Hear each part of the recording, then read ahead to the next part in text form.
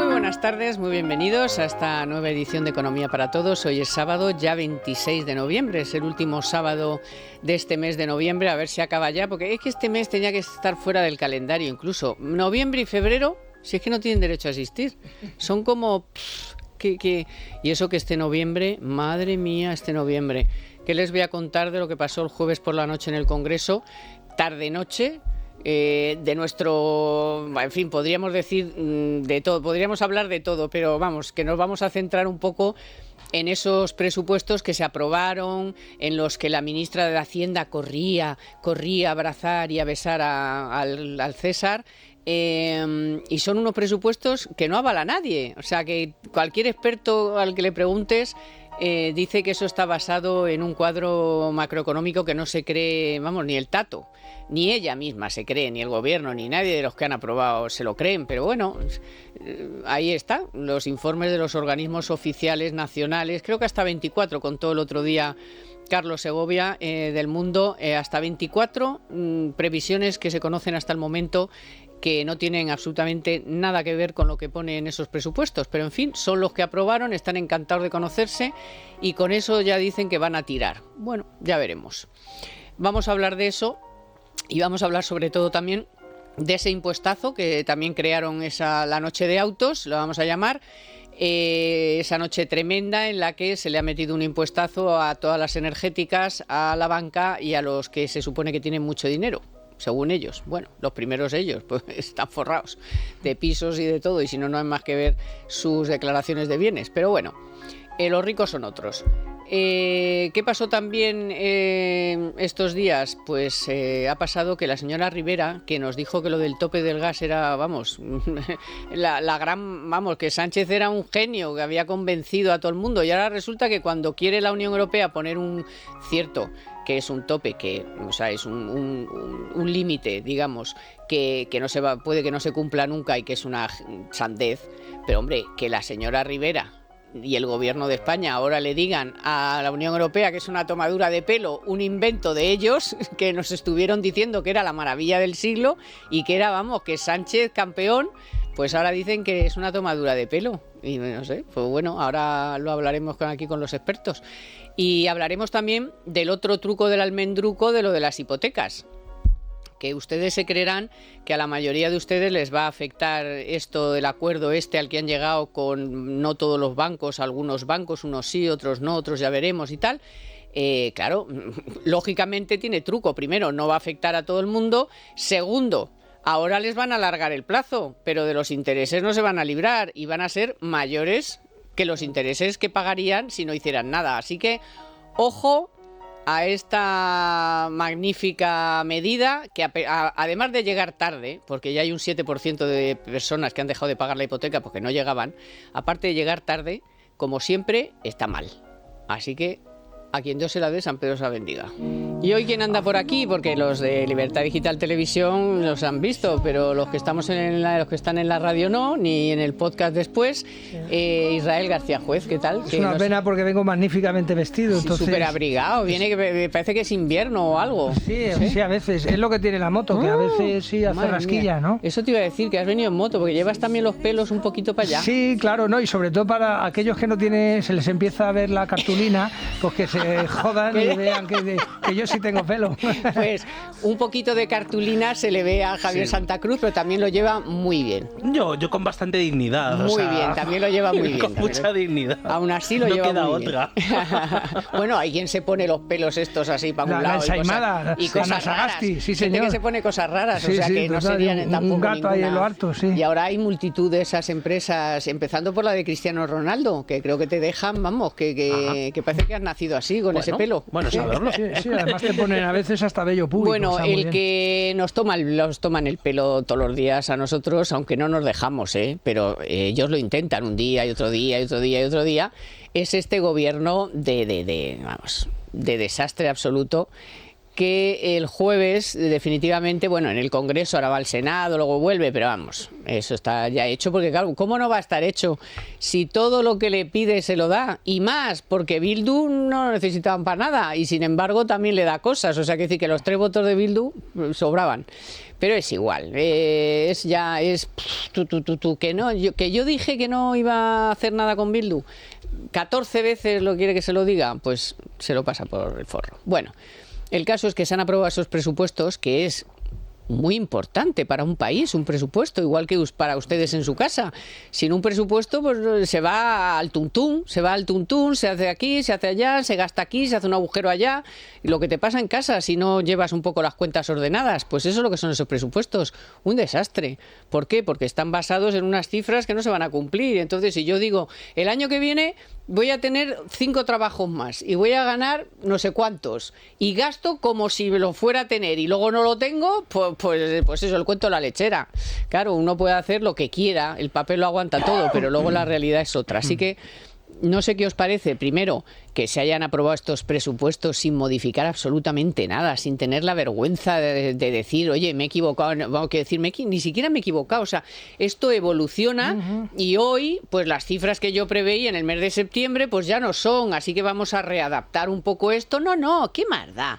El cuadro de hace 3 meses, cuando te han dicho 24 organismos nacionales, internacionales y todo, que no se va a cumplir, pero tú sigues. Y además, por supuesto, das cosas a cambio de esos votos que no tienen nada que ver con los presupuestos o que sí tienen que ver y que ya vamos, me parece, que por 2.000 millones. Este es el último dato de ayer, pero habrá que rascar porque seguro que hay más.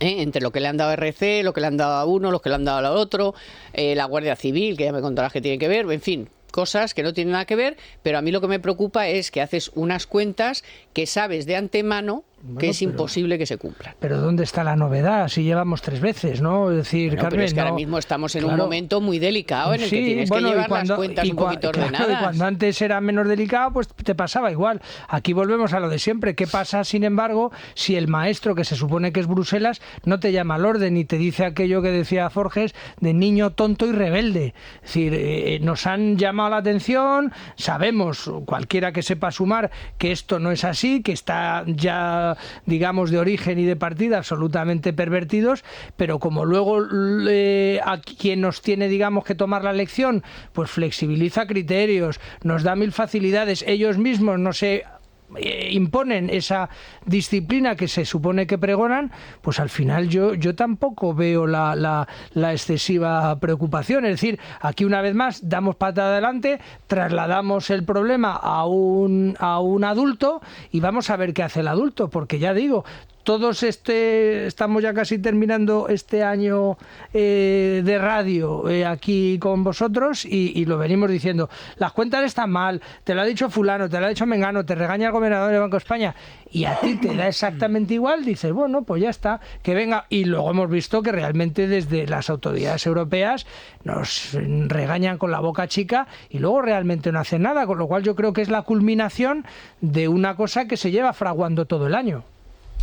Bueno, nos van a empezar a decir algo no tanto en el año 23, sino fundamentalmente en el año 24, ¿no? Vale, que es cuando, ¿y en teoría... 24 qué pasa, don Javier? Cuando le toque a otro. Pasan 2 cosas. Pasa, claro, por un lado, un nuevo gobierno en España, claro, y también un nuevo gobierno europeo, porque claro, pues las siguientes elecciones europeas son en mayo del año 2024. El problema es que no solo es una cuestión de que estemos dando una patada hacia adelante con estos presupuestos y que esto ya, pues lo que haga sea asegurar la estabilidad de lo que queda de legislatura, sino que hay otro problema que es todavía peor, ¿no? Que es en términos de herencia, pero también en términos de lo que a largo plazo nos va a dejar en la base económica. Es decir, para mí la preocupación más importante no es tanto el crecimiento del año 2023 y cosas que ya más o menos tenemos por descontadas, como es que tendremos una recesión, que tendremos que el crecimiento al final del año se recuperará un poco y entonces con eso salvaremos el dato que sea positivo, como es el que están dando en este momento todos los organismos internacionales.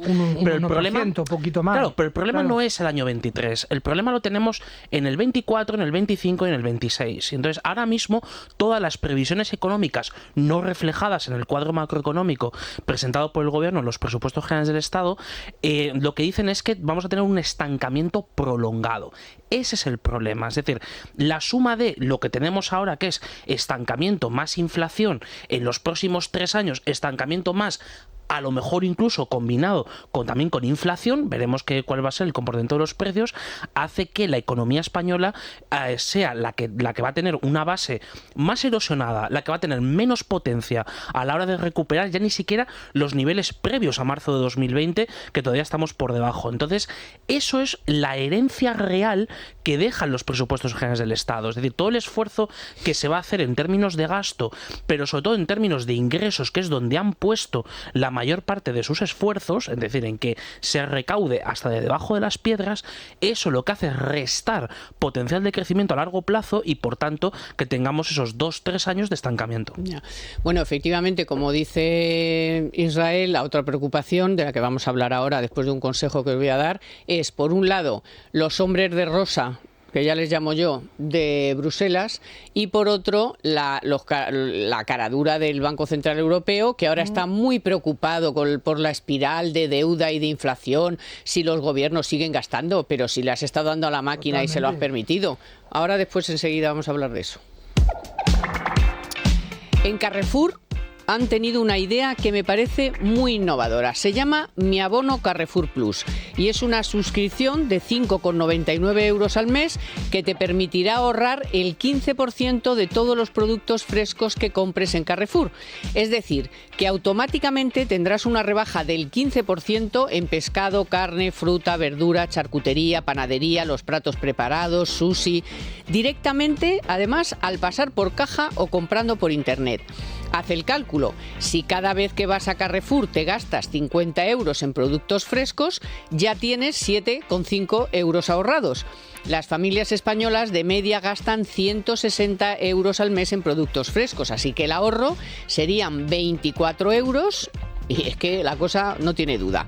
Te invito a que lo pruebes porque además el primer mes es gratis, te acumulan los 5,99 euros en tu cuenta Cheque Ahorro y puedes darte de baja cuando quieras, sin permanencias ni compromisos. Así que, ¿a qué esperas? Descárgate la app de Carrefour en tu móvil o entra en carrefour.es. Como dice nuestro Pablo Polvorinos, corran que se acaban. Venga, vamos a ver, mi idea, que también la compartís vosotros, pero para dejarlo claro, o sea, lo de Bruselas es un escándalo, o sea, son los hombres de rosa que han venido y no nos habíamos enterado. Acaban de denunciar que 2 de cada 3 euros no llegan a las empresas del dinero que nos han dado, les da igual. Y ya lo que me faltaba era que el Banco Central Europeo se pusiera a lloriquear porque es que los gobiernos gastan mucho y la inflación y todo eso está muy mal. Pero vamos a ver, si has estado dándole a la máquina y sigues. Exacto, y sigues. Es que no corrigen. Yo ahora mismo me estoy acercando bastante, por una cuestión, digamos, personal, al tema de lo de los paneles solares y todas esas cosas. Igual, Carmen, llevan parados los fondos estos Next Generation en la parte energética para la transformación verde prácticamente un año. La gente lo está haciendo a pulmón, en la confianza de que no se sabe muy bien qué. Ya te dicen incluso los expertos que tendrás que esperarte a pasado mayo. Es decir, oye, y tienes que hacer pues un desembolso tan verdes y tal son, pero al final yo no sé dónde demonios está ese dinero. Eso también habrá que en algún momento hacer una investigación qué se está haciendo realmente con los fondos. Es evidente que los hombres de negro ni están ni se les espera, pero ese dinero que se ha transferido tiene que estar en algún lado y mucho me temo que se deben de estar haciendo cosas un poquito extrañas con ellas, porque ya te digo, en el tema energético, y desafío a cualquiera de nuestros escuchantes que nos dé su opinión y su versión del tema, están absolutamente bloqueados los fondos desde hace prácticamente un año. Bueno, y no solo por la experiencia personal tuya, que es lo que acabas de comentar, sino en mi caso es desde el punto de vista profesional, no tanto personal, claro. La problemática sobre todo de proyectos importantes, tanto en el mundo de renovables como especialmente dentro de la parte industrial, almacenamiento energético, gases renovables, es decir, todo lo que son la parte de la cadena de valor del sector, donde ahí efectivamente no solo es la paralización de las inversiones, sino que especialmente en el año 23 o facilitas de alguna forma ante la restricción crediticia que vamos a ir teniendo y que estamos teniendo poco a poco, o facilitas precisamente esos fondos que han llegado pero están en su mayoría paralizados, es decir, porque los... Tú tienes esa experiencia también, Javier, desde el otro lado. Totalmente. Yo te digo un poco doméstico de pyme y tú industrial, si te parece. De una manera profesional, efectivamente. Sí. Entonces, ¿qué ocurre? Que no solo ese dinero está paralizado, sino que además hay pocas expectativas de poder movilizarlo de manera masiva en los próximos meses. Y hay que tener en cuenta una cosa. De aquí a Navidades empezaremos a oír hablar, o a lo mejor incluso quizá después de Reyes, por el tema que el de Navidades desaparecemos unas cuantas semanas, oiremos una de las propuestas que el gobierno español ya ha empezado a plantear, pero todavía no de manera oficial, a la Comisión Europea, que es alargar el plazo de los concursos, de tener identificados los proyectos donde va a ir el dinero europeo. Es decir, el límite que tenemos temporal es marzo del año que viene. Es decir, marzo del año que viene, en teoría, tendrían que estar todos los proyectos definidos y las convocatorias habiéndolas al menos lanzado, no resueltas ni adjudicadas, pero al menos lanzadas. Tenemos un retraso de prácticamente un año, con lo cual, aunque tú pidieras una prórroga de 6 meses, que eso es una cosa que a lo mejor Bruselas te podría decir que sí, pero aunque la pidieras, no sería posible tampoco entrar en tiempo y forma. Entonces, estamos ahora mismo en un cuello de botella de unas dimensiones verdaderamente tremendas. Y además, precisamente si la inversión empresarial no solo se paraliza en el año 23, que es lo que estamos esperando, sino que cae, entonces sí nos tenemos que preocupar por la recesión del año 23. Es decir, se produce una caída importante de la inversión en bienes de equipo y de la inversión en construcción, cuidado con ello. Y cuidado con el empleo, que eso arrastra, porque eso es la inversión al final que al final acaba en paro. Bueno, vamos con, como no, tenemos que hablar del Black Friday, y qué mejor que el Black Friday vivirlo en el Corte Inglés. Porque verán, solo hasta el domingo 27, en el Black Friday total del Corte Inglés, miles de ofertas increíbles te esperan. Por ejemplo, en el área de deportes tienes hasta el 40% de descuento en sudaderas, pantalones y chándales de las mejores marcas: Adidas, Nike, Champion, Puma, John Smith. Y si quieres darle alas a tu pasión por el ciclismo, también puedes conseguir un 20% de descuento en todas las bicicletas de la marca B-Pro. Los que disfrutan cuidándose pueden aprovechar también nuestros descuentos en belleza, hasta el 40% de descuento en las fragancias más increíbles: Armani, Paco Rabanne, Hugo Boss, Dolce & Gabbana, o darle a tus estilismos un toque espectacular con nuestra selección de bolsos y carteras de las marcas Furla, West o Abacino al 30%. Nuestro Black Friday total también es el momento ideal para renovar tu hogar, con un 40% de descuento en selección de textil, cama, baño y menaje de mesa y decoración de la marca El Corte Inglés, y también con un 15% de descuento en muebles de cocina. Recuerda, solo hasta el domingo 27 de noviembre, solo hasta mañana, miles de ofertas increíbles te esperan en el Black Friday total del Corte Inglés, en tienda web y en nuestra app. Descárgatela ya. Bueno, pues estamos ahí, que si el poquito de dinerito que algunos habrán conseguido ahorrar se lo gastan ahora en el Black Friday, en la Navidad, pero hay otros pues que se preguntan qué pueden hacer de una forma prudente siempre, qué pueden hacer pues con ese dinerillo pues para obtenerle alguna rentabilidad. Y para buscar ese consejo siempre muy ponderado y muy riguroso, pues hoy tenemos con nosotros a Carlos Ruiz de Antequera, que es director de inversiones de March AM, gestora de fondos de Banca March, y a él le vamos a pedir un consejo. Buenas tardes, don Carlos. Buenas tardes, Carmen. Bueno, pues ahí estamos, que tenemos poco dinerillo y somos prudentes, en fin, todos los requisitos para estar ahí, que no tengamos que usar Lexatin, ¿eh? Así que, ¿qué hacemos? ¿Qué hacemos? ¿Las SICAV son todavía una buena opción o...? Bueno, nosotros pensamos que sí. La más conocida de las que nosotros manejamos es Torrenova. Es una de las más grandes de España. Nació hace 20 años como un vehículo de inversión del grupo y luego poco a poco lo fuimos abriendo, primero a empleados y luego a nuestros clientes. Hoy Torrenova cuenta con unos 1.000 millones de patrimonio y más de 4.500 partícipes. Y junto con Belver y Yuc, que son las SICAVs hermanas de Torrenova, forman nuestra oferta de SICAVs institucionales y juntan en total unos 9.000 partícipes. cada una tiene un perfil de riesgo distinto, pero siempre dentro de ese espíritu de prudencia que comentabas, y con un enfoque muy de largo plazo. ¿Y se puede invertir poquito o hay que invertir mucho?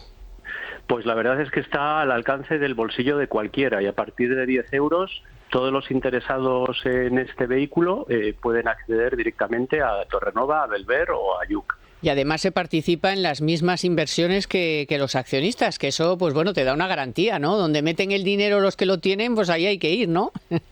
Exactamente, eso es.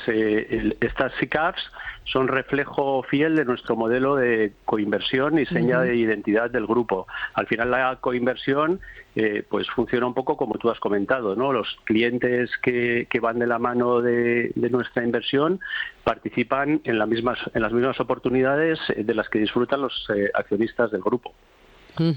Y poquito, hay que invertir poquito, ¿no? Creo, o sea, no hace falta tener muchísimo dinero, se puede entrar con cantidades, en fin, asequibles, digamos.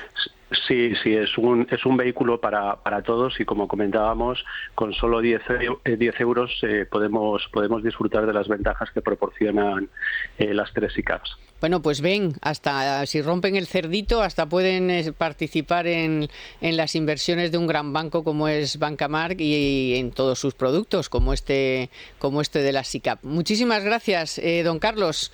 Que tengan buen fin de semana y gracias por sus consejos. Muchas gracias, buenas tardes. Adiós. Bueno, vamos con lo de las hipotecas, que hay mucha gente pendiente, hay mucha gente muy preocupada. Ya hay un 7% de hipotecados que han dejado de pagar directamente la hipoteca porque, por supuesto, las medidas han llegado tarde, pues porque la gente lo está pasando fatal. Y aunque la hipoteca es una de las cosas que dejas para el final, ¿cómo tendrán que estar para que hayan dejado de pagar la hipoteca? Entonces, en estas dijo el gobierno, ahí va, igual hay algún problemilla por aquí, vamos a ver si conseguimos engañar a los bancos y también de paso a la gente. Y eso yo creo que es un poco lo que ha pasado, porque algunos bancos han entrado ahí, pero entran, vamos, con la boca pequeña, después de que te hayan pegado un estacazo del que hablaremos luego. O sea, primero te pegan un estacazo, luego te piden que pongas el hombro y al final resulta que, claro, bueno, Javier, al final es muy poca gente, porque claro, los límites de los ingresos son pocos, no afecta a la clase media, sino a una gente muy determinada, y luego además que no le han dicho a la gente que después van a tener que acabar pagando todo, que no es gratis.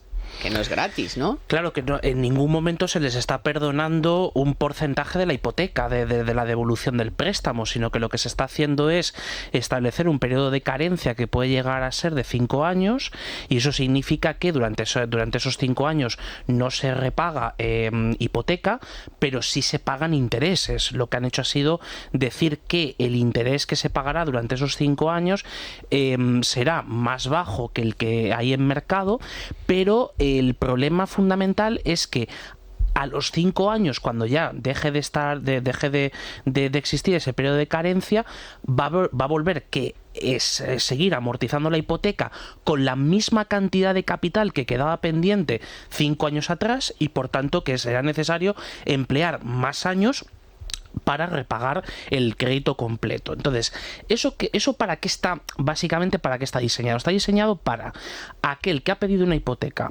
en los últimos 5 años a tipo variable, que es una minoría y además extraordinariamente pequeña, con ingresos que estén en una situación de que la cuota hipotecaria cada mes le suponga más del 40% de los ingresos mensuales, y con esto pues pasaría de pagar el típica hipoteca de 150.000 euros a 20 años, pues pasaría de pagar unos 880 euros a pagar 300 es el importe nuevo de intereses. Entonces, ¿qué sucede? Que durante esos 5 años de carencia es una ayuda, es decir, evidentemente pues se va a pagar mucho menos al mes, pero esa familia tiene que ser consciente de que 5 años después el contador se le vuelve a poner a cero desde el punto de vista de que va a volver al inicio de lo que había amortizado en los primeros momentos de la hipoteca, que va a tener que estar más tiempo, y que ese tiempo, si además se combina con que haya intereses que sigan siendo altos, el coste total durante los siguientes 15 años va a ser mayor que lo que le va a ahorrar durante todo ese tiempo. Es decir, realmente el congelar la amortización de capital te hace ahorrarte unos 5.000 euros aproximadamente, 5.400 me salían las cuentas que hacía estos días, para el que ha pedido una hipoteca los últimos 5 años. Pero si la hipoteca tiene ya 10 años de vigencia, el ahorro no llega a 600 euros. O sea que es absolutamente, o sea, es para un colectivo muy concreto y que además esto no se puede convertir en un menú a la carta. Es decir, si hacemos un cambio de la hipoteca, hay que saber que hay que pasar por notario, hay que registrar, hay que hacer, aunque no tengas comisiones o aunque los costes se reduzcan sustancialmente, pero que no es algo que podamos hoy decir, oye, que me va a empezar a interesar el fijo frente al variable o el variable frente al fijo. O sea, esto no es un menú a la carta. Queridos escuchantes, esa es la explicación académica. A mí, si me permiten, y lo hemos publicado el otro día en el boletín, les voy a poner un ejemplo claro de esto que estamos diciendo. Quien contrató una hipoteca de 150.000 euros en enero de 2018, ahora pagará 451,42 euros de cuota, y enero de 2023, si se acoge a la medida del gobierno, en vez de pagar los 695,11 euros que le tocarían en la revisión, abonaría solamente 307, correspondiente al pago de intereses, como decía don Javier. Y así hasta 2027, cuando se cumplirían los 5 años de carencia de la hipoteca. No obstante, al final de la vida de la hipoteca, pagaría en total 70.348,62 euros en concepto de intereses, que contrasta con los 65.053 euros que pagaría si no se acoge a la medida del gobierno. Es decir, señores, tengan ustedes cuidado y consúltenlo muy bien, porque hay muchos simuladores que te dicen que si te acoges a las medidas del gobierno puedes acabar pagando hasta 10.000 pavos más de hipoteca, con lo cual que venga Dios y lo vea. Y en línea con lo que dice, como siempre, la acertada Carmen Tomás, pues hombre, yo creo que estas cosas, primero, no apure usted tanto la frenada, y segundo, si va usted a necesitar colaborar con los bancos, yo veo más inteligente llegar a puntos de estos de interés, es decir, cómo aliviamos a aquellos que van apretados en las hipotecas, en vez de meterle un rejón y luego pedirle ayuda, porque también hay que decir que desde la patronal bancaria han salido corriendo a decir, señores, claro que estamos en estas cosas, nosotros ya lo dijimos en la primera crisis, que tan lejos queda, yo no quiero ladrillo, yo doy dinero y tú me devuelves dinero, no quiero tu casa, no quiero tu coche, no quiero tu nada, ¿vale? Simplemente yo te facilito las cosas, para eso están los departamentos de reestructuración de deuda, por ejemplo, para decir, yo te facilito las cosas para que tú me devuelvas el dinero que te he prestado, lógicamente con los intereses correspondientes, pero vamos, que saque el gobierno unas medidas que, como no esté fino en el trazo, te metan 10 de los grandes de rejón, pues hombre, es que es de traca. Bueno, y luego maraca, dos ¿no? cosas importantes. Una, que yo ya lo he leído a varios expertos, ya no compensa tanto el cambio, o sea, el punto en el que estamos ahora, ya el cambio de referencia de variable a fijo ya no compensa tanto, claro. Es decir, que llegamos tarde para hacer ese cambio. Y luego, dos, muy importante también, ojo, porque como ocurra algo, le meten en el registro de morosos y ya no le dan, vamos, ni un crédito para el microondas. Es que hay dos grandes agujeros negros todavía por clarificar. Uno es efectivamente la calificación en el registro de morosidad y de eso, tanto de impagados como de dudosos, pero hay otra cosa que importa mucho a las entidades financieras, que es cómo se va a calificar a aquel que se acoge a este tipo de medida, porque en el fondo el que se acoge a esto, para el banco el valor actual de esa hipoteca disminuye, o sea, lo que está haciendo es disminuir el valor actual y aumentar valor futuro, y eso en la contabilidad eso penaliza. Entonces, ¿cuál es la consideración que se va a hacer de si es dudoso, de si es o sea, en parte si tiene que ser dudoso pero con una provisión reforzada? Entonces, todo eso que ahora puede parecer así, sonar muy marciano y muy a chino, en realidad es el cerrar o abrir el grifo para la concesión hipotecaria de los siguientes años. Vale, perdona Israel, ahora te doy la palabra con el impuestazo, que tenemos que hablar de que al final lo sacaron con nocturnidad y alevosía los tres juntos, o sea, los tres rejonazos. Porque antes, verán, ¿Qué busca un ahorrador en tiempos de incertidumbre? Pues una entidad de solvencia que le pueda ofrecer seguridad, asesoramiento personalizado, una buena rentabilidad y, por supuesto, la confianza de estar en buenas manos. Así es Bancamark, el banco más solvente de España, que lleva casi un siglo ofreciendo un servicio excelente y los mejores productos para hacer crecer sus ahorros. Bancamark, crecer juntos. Impuestazos a la banca, impuestazos a las energéticas, que no solo a las eléctricas, e impuestazos a los que se supone que son ricos. Bueno, pues eso, salen también de... Perdona, sí. A pesar de los informes negativos que han recibido del Fondo Monetario, que le hacen caso cuando quieren, sí, claro, cuando sí. no... Y de otros organismos que han dicho, ojo con eso que estáis haciendo, que una cosa es un impuesto a los beneficios, que ya lo hay y podrías a lo mejor subirlo si quieres, y otra cosa es sobre los ingresos. ¿De qué estamos hablando? ¿Que os podéis cargar la solvencia del sistema financiero? Sí. Bueno, prueba de que no están muy convencidos de ellos, que en el caso de energético al final ellos mismos se han enmendado la plana, ¿no? Es decir, anunciaron una cosa y luego lo han dejado reducido a la mitad. Y en cuanto al tema de esos ricos, ¿no?, que hay que matar y hacer salchichas porque son malévolos de nacimiento, bueno, pues ya se están articulando fórmulas, ¿no? Escuchábamos esta semana ya cómo esos ricos, bueno, pueden donar en vida. Yo es que ya ¿qué es lo que están haciendo? Soy huérfano de padre, pero que te quiero decir que eso también es un aviso a decir, pues donen ustedes a las juventudes y tal. Es decir, es una cosa verdaderamente sorprendente, porque yo siempre he dicho que es que yo no sé qué, más allá de la lucha de clases, ¿no?, y estas tonterías de acabar con los ricos, yo siempre he pensado que España podía ser la Florida europea, que vinieran aquí todos los ricos habidos y por haber, que estuvieran encantados, que les facilitáramos las cosas, porque los ricos crean riqueza. Esta concepción que tiene el gobierno de repartir miseria es que no lo entiendo. Es decir, se debe de pensar que la riqueza surge de manera espontánea y que ya sobre esa base vas y la reparte. Es decir, no, alguien la tiene que tener, alguien la tiene que generar. Y si ustedes piensan que todos los problemas de España se van a solventar metiéndole la mano en el bolsillo de Amancio Ortega, que por cierto no se caracteriza por ser rata, siempre que puede pues dona cosas y también le meten palos por eso, igual, en la sanidad pública da igual lo que hagas, no tal. Entonces, chicos, yo no sé. Pero aquí hay una excepción, ¿no?, que se han sacado de la manga, que si ahora Netflix y no sé qué, a estos les vamos a no solo no les vamos a meter la mano en el bolsillo, sino que les vamos a dar dinero. Les son deducciones por producción. O sea, antes lo era por empresa, por sociedad que hacía esas inversiones, pero ahora es por producción. O sea que la disponibilidad que van a tener de fondos públicos va a ser extraordinariamente alta. Relativo a los tres impuestos, y empezando, digamos, por orden incluso de gravedad, ¿no?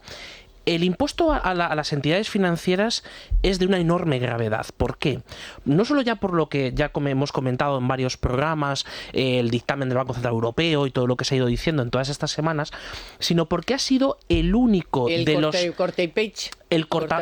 cortapega que decía el amigo Escriba, ese cortapega es exactamente el mismo que entró en la proposición de ley cuando la redactaron el grupo parlamentario del PSOE y Unidas Podemos. No ha habido ni una sola modificación sustancial de ese impuesto. Eso, cuidado con eso, porque eso también nos da idea de qué está pasando con los representantes del sector financiero. ¿A qué estamos jugando o qué ha pasado? O sea, porque por el otro lado, que es el caso del impuesto energético, ahí sí que ha habido una acción, además potente, que lo han recogido algunos de los grupos parlamentarios y mediante esa enmienda y porque los votos eran los necesarios para poder sacar adelante este paquete, ha habido una modificación muy importante que es, oiga, usted no puede tener en cuenta en este impuesto los ingresos que vienen de retribución regulada, es decir, los ingresos de la distribución, del transporte, los impuestos. En el caso, por ejemplo, incluso iban a gravar cuando las energéticas, sobre todo las compañías de carburantes, ingresan el impuesto de hidrocarburos para luego después ingresarlo en Hacienda, hasta en eso se le iba a poner el impuesto, porque es un impuesto sobre los ingresos, con lo cual ahí entra cualquier cosa. Y luego, concretamente sobre el de las grandes fortunas. A ver, echando unos números esta semana, me di cuenta de una cosa, porque la enmienda última que presentaron el PSOE y Podemos hablaba de que este impuesto tendría las mismas reglas que el impuesto al patrimonio, y entonces una cosa muy importante del impuesto al patrimonio es que la suma de lo que tienes que pagar por patrimonio y por renta no puede superar el 60% de la base imponible del IRPF. ¿Vale? Y en este caso lo que hicieron lo mismo, es decir, la suma de lo que pagarías por el de grandes fortunas, lo que pagarías por el de patrimonio y lo que pagarías por el IRPF no puede superar el 60% de la base imponible de renta.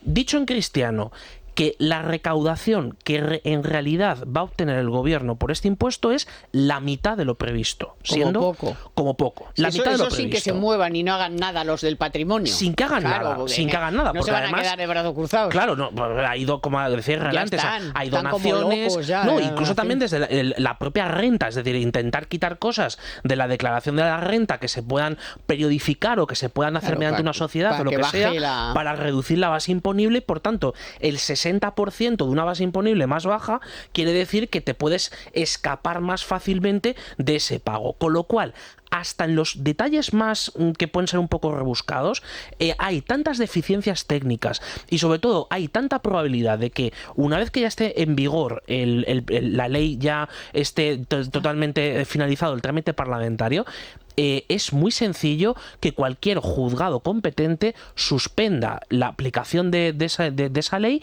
y evidentemente que esto, aunque litigues durante mucho tiempo, al menos una suspensión cautelar ayudaría a que no distorsionemos la seguridad jurídica.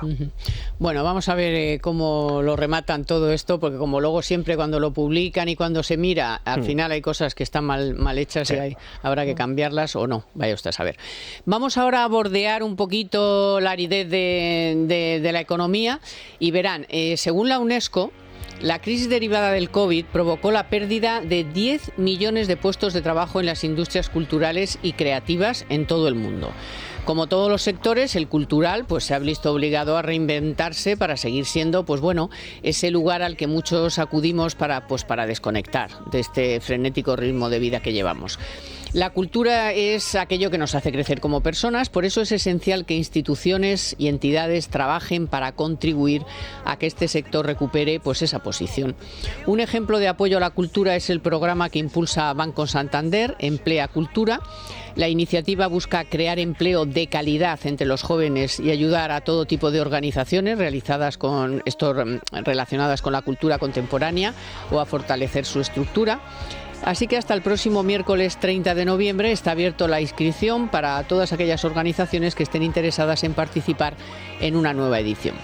Organizaciones como la de Oficina de Innovación Cívica, que es una cooperativa dedicada al desarrollo e investigación de proyectos de activación comunitaria, participación ciudadana, urbanismo y arquitectura. Así que han contado con el apoyo de este programa. Hoy tenemos la suerte de contar en nuestro programa con Pascual Pérez, que es arquitecto y cofundador de esta organización, y que nos va a contar, Pascual Pérez, ¿qué tal? Buenas tardes. Hola, buenas tardes. Buenas tardes. Cuéntanos un poco qué es tu organización, a qué os dedicáis en esa Oficina de Innovación Cívica. Sí, pues somos, como ya has comentado, somos una oficina en régimen de cooperativa de diseño, arquitectura y urbanismo, y trabajamos realmente a todas las escalas, o sea, el del diseño de mobiliario, pasando por diseño de vivienda colectiva, vivienda cooperativa, hasta proyectos de planificación territorial o planificación urbana. Al final, luego, nuestra relación con la cultura por este programa, que por eso acabamos siendo seleccionados, entendemos que la cultura también es una herramienta muy potente a la hora de generar también transformación social, más allá de la transformación física de los contextos, y entendemos que nuestra mirada arquitectónica se tiene que abrir también a otras miradas, a otros lenguajes, al de la cultura comunitaria, al de la innovación social, salud comunitaria, perspectivas feministas, etcétera, etcétera. Ya, ¿y cómo surgió la idea de presentaros a Emplea Cultura? Digo, porque también a lo mejor le puede servir a otros para decir, ahí va, pues yo también a lo mejor puedo, ¿no? Sí, pues nosotros realmente nos hemos presentado 3 años consecutivos, hasta la tercera no conseguimos ser seleccionados. Es un programa que conocíamos y que, cuando lo conocimos decidimos presentarnos. Creo que lo veíamos como una oportunidad muy buena para bueno, justo en ese punto en el que muchas organizaciones del sector cultural se pueden encontrar, en el que están buscando dar un pasito más, a crecer un poquito más, pero siempre ese pequeño escalón del salto siempre es muy complejo, siempre es muy complicado, y lo veíamos como una oportunidad muy buena como para poder conseguir ese impulso y ese empujón. O sea, que la experiencia ha sido buena, ¿no? Sí, por ahora está siendo muy buena, la verdad. La integración de Alicia, que es la persona la chica que se ha incorporado con nosotros, ha sido muy buena desde el principio, y luego más allá de eso, el programa también es cierto que aporta mucho más allá de la ayuda económica, o sea que nos está también aportando, hay una serie de talleres, de formaciones, de acompañamiento que también nos hacen un poco cuestionarnos determinadas cosas como organización, pensarnos más allá de nosotros mismos, pensarnos como qué significa crecer como empresa, como organización, y que nos está también ayudando mucho en ese sentido. Pero en todo caso, ¿crees que la cultura recibe así en general todo el apoyo que necesita, o es como una María todavía? No, claramente no, sigue siendo una María, por desgracia, y además ha recibido un golpe bastante duro, como muchos sectores evidentemente, pero claro, es un sector que ya venía estando altamente precarizado, y con la pandemia pues ha sido aún peor. Pero sí, yo creo que una de las cosas precisamente que tiene importantes el programa de Emplea Cultura es que generalmente las convocatorias que van dirigidas a organizaciones culturales o al sector cultural financian proyectos. Tú presentas un proyecto y financian ese proyecto. En este caso, Emplea Cultura financia infraestructura, financia la propia organización con la financiación de esa persona que se incorpora. Y creo que es muy importante por eso, porque ayuda un poco a levantar un poco la cabeza del manillar, a abrir un poco la mirada y no estar constantemente como apagando fuegos, y pensarte como organización, como decía, y que eso permita coger un impulso más allá de la ayuda económica que puedas tener durante ese año, sino que eso sirva para que la organización como que coja otro empujón, otro impulso. Muy bien, Pascual, pues muchas gracias. Te deseamos mucho éxito y que aproveches muy bien estas oportunidades. Y nada, que te vaya muy bien. Nada, animamos a todas las organizaciones a presentarse, claro que sí. De verdad que es una oportunidad muy buena. Muy bien, muchas gracias. Muchas gracias. La Seguridad Social ha destinado este mes de noviembre, porque ya muchos lo han recibido, la cifra récord de 10.913 millones de euros al pago de pensiones contributivas. Un 6,1% más que en el mismo mes del año pasado, son fuentes del propio Ministerio de Inclusión, Seguridad Social y Migraciones. Este gasto supone el 11,7% del Producto Interior Bruto. Es verdad que es un porcentaje algo inferior al de 2020, que se sitúa en el 12,4%, pero claro, es que ese año estábamos en pleno impacto de la pandemia. Junto con la nómina de este mes para más INRI, para las cuentas de la Seguridad Social, también abona a los pensionistas la paga extraordinaria de noviembre, por un importe de 10.649 millones de euros. Así que este mes, en total, la Seguridad Social va a dedicar más de 20.000 millones, 21.000 millones al pago de las pensiones y de la paga.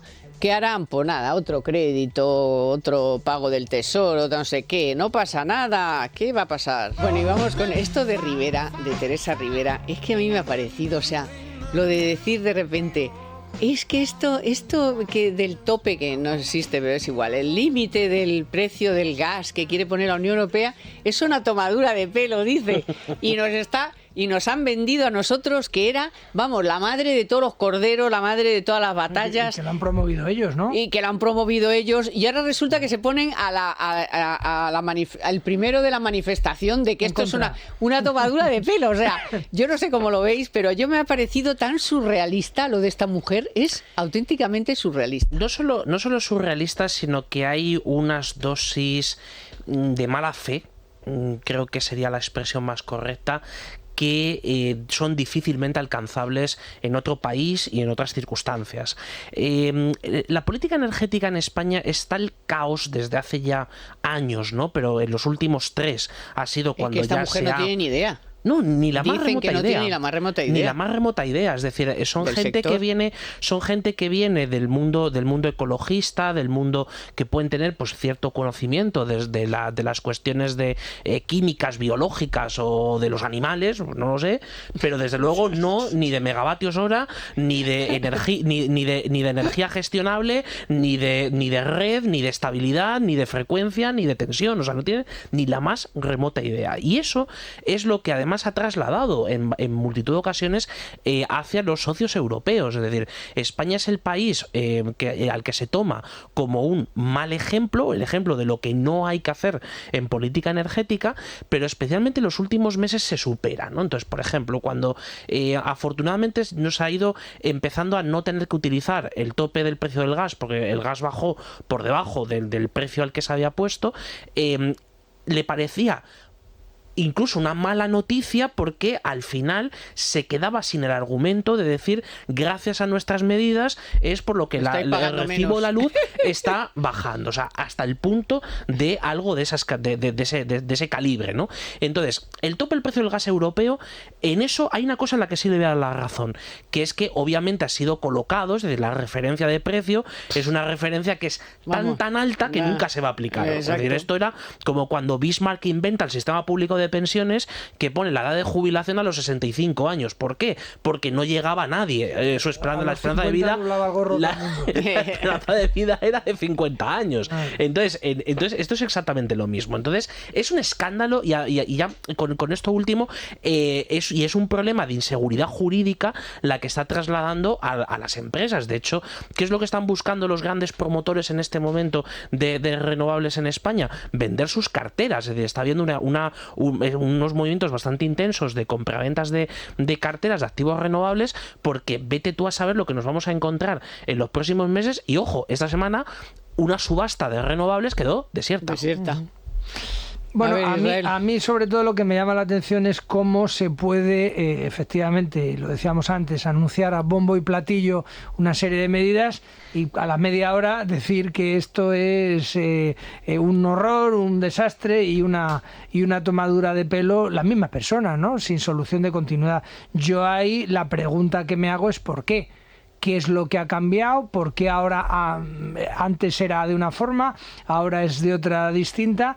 Y parece, bueno, pues que hay unos socios europeos que están haciendo mucha presión, ¿no? Para que estas cosas no se lleven adelante. Y esta famosa Alemania sobre todo, excepción no ibérica, ni oír hablar de la excepción ibérica. Era, oiga, cuando dicen excepción es que es una cosa excepcional. No sé si usted, no, esto tiene que ser ampliable a todo el mundo y ahora plegamos velas y ni siquiera nosotros nos los creemos.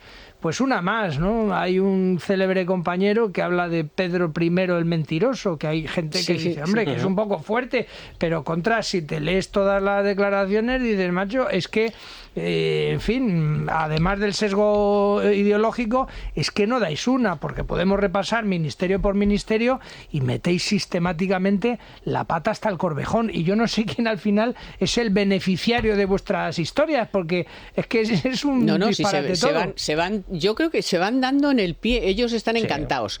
Están encantados de conocerse y no sé qué, pero yo veo que cada cosa que van haciendo, da igual que sea la ley del solo sí es sí, sacando a violadores a la calle. Por cierto, chapó a nuestro compañero Miguel Ángel, que publicó ayer que solo en Madrid hay pendientes de revisión 447 casos. Totalmente. Ojo, ojo con eso. Bueno, y así todos, o sea, se van tirando, ellos van pareciendo que no, pero los últimos minutos. El otro día nuestros compañeros del Economista publicaron que entre septiembre y noviembre saltaron todas las alarmas porque se pudo producir un apagón en España. Por supuesto, aquí no iba a haber nunca apagones, ¿qué me estás contando? Bueno, pues Red Eléctrica tuvo que mandar una carta a las empresas que tienen centrales de ciclo combinado, de cogeneración.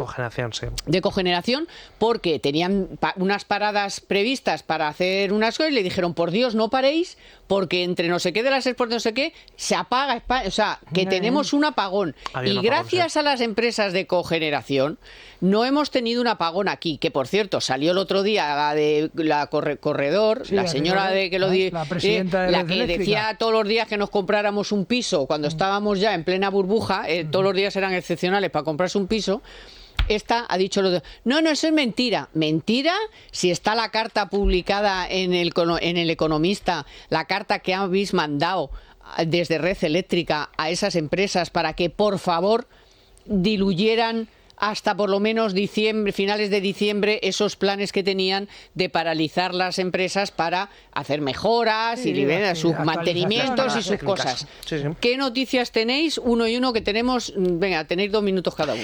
No, a ver, las noticias es que precisamente lo que tenemos es de manera creciente un sistema con mucha intermitencia. Es decir, por ejemplo, no podemos sustituir una central de carbón o una central nuclear por una central, aunque tuviese más potencia instalada de renovables, porque ni la frecuencia es la misma, ni la tensión es la misma, ni las horas del día en que está funcionando son las mismas, ni incluso la energía que se puede producir es la misma. Entonces, ¿qué sucede? Que lo que hemos hecho ha sido poner mucho hincapié en el desarrollo de nuevos parques fotovoltaicos, eólicos, etcétera.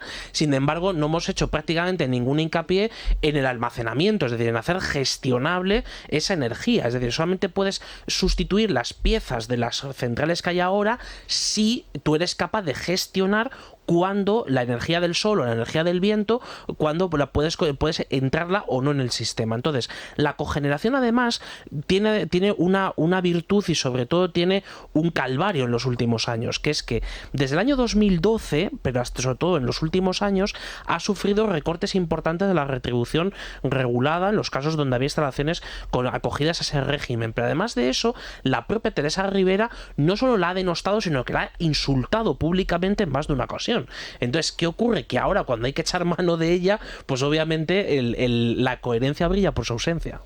Lo verde está muy bien, pero España no es Zimbabue, con todos mis respetos. Entonces, cuando tú necesitas una potencia instalada y un desarrollo, pues es el que tienes. Y está muy bien que apostemos por nuevas cosas y tal, pero siempre teniendo una base, una cobertura y un funcionamiento que es el que es.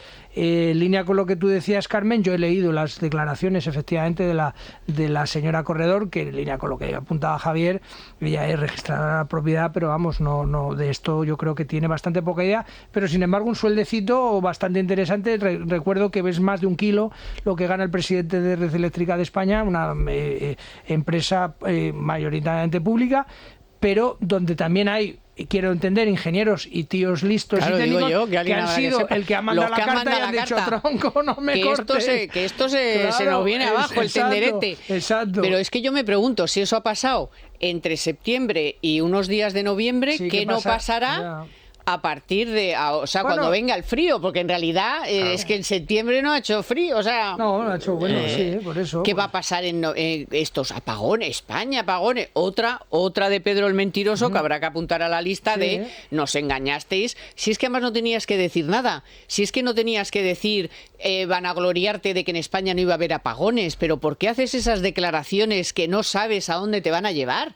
O sea, pero qué manía de hacer todo tipo largar todo tipo de mentiras que luego la realidad te va a poner en tu sitio. Y además una realidad que amenaza a Europa, porque ya ha habido varios países donde ha habido tramos donde ha habido que ha habido apagones porque dices, oye, es que si estamos tirando a tope, pues no, a veces no, la red no responde, ¿no? Bueno, porque además también leí que precisamente lo de fijar el límite del gas y todo eso, lo que ha hecho ha sido que aumente el consumo. El consumo de gas. Con lo cual, usted mismo está con esas medidas potenciando que podamos llegar a tener problemas. El consumo de gas hasta agosto creció un 6,4% interanual, es decir, hasta agosto. Luego ya después, septiembre y octubre, como han sido meses muy cálidos y no ha habido que coger y tirar mucho de calefacciones, claro, y de calor industrial, la demanda se ha reducido un poco, pero es que en el verano, con respecto a otros veranos de otros años anteriores, el crecimiento del consumo de gas ha sido de tal forma que lo que haces es poner no tanto en riesgo la seguridad del suministro eléctrico, sino del suministro en general energético. Es decir, siempre tenemos que tener muy presente que son dos cosas que cada una lleva un camino diferente. Una cosa es el mundo eléctrico y otra cosa es el mundo de los carburantes y del calor. Y en ese mundo es donde tenemos bastantes problemas, donde la factura se ha encarecido de una forma extraordinaria en el último año, y donde además, como ha pasado con la cumbre del clima estos días antes del cierre, no se puede eliminar y prescindir de los combustibles fósiles, por mucho que nos empeñemos.